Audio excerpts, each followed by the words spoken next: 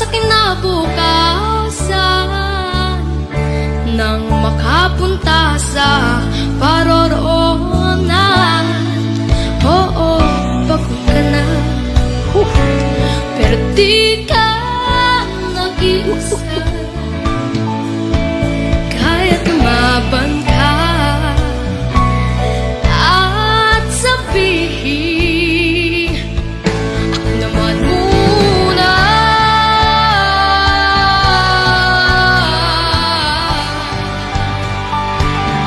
Ako naman muna.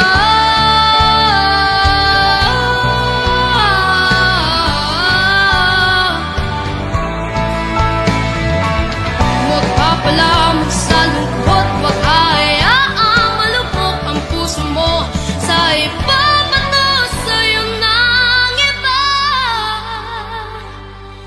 Tandaan mong sapat ka.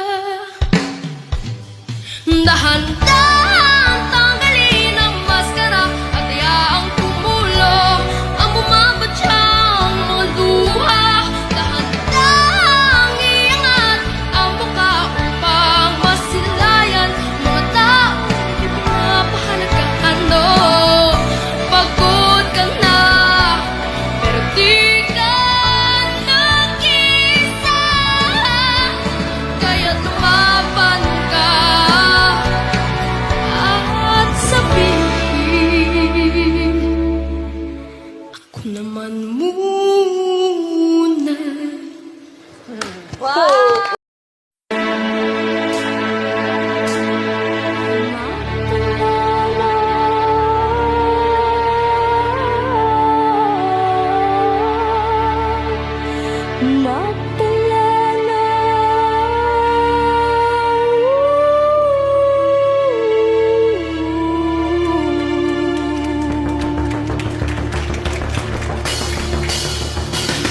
Ito'y kwento ng isang babae, tulog sa umaga, gising sa gabi.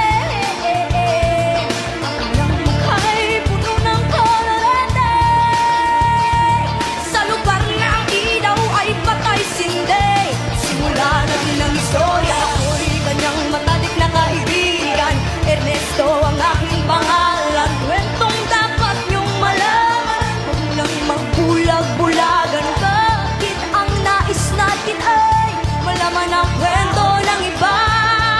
Pagbibigyan kita, kilala mo ba si Magda? Aking kababata mula pa nung pagkabata, kami laging magkasama, mga mapapatay sasama. Kanyang ngiti lumiliwanag ang paligid, kung siya'y dumadaan mga leeg ay bumibili. Kung gitalo o siya ay nagtalaga, tuwing kausap ko nang alimit ako tulala. Kahit may nararamdaman, pinilit kong isara ang bibig, ang pitik ng puso para sa kanya at sasayawan. Matapos kami makapagtapos dahil pinawas ang mukha, ako'y nagpuna sa pulbos. Kahit parang hindi pantay, nagmamanaling hinirang, pinakilala niya na namin ang taga Maynila.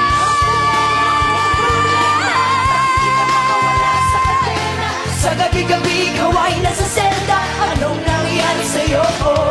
Maraming taong na kong nalipasan, pinilit kong mangtakasan bago sa'yo.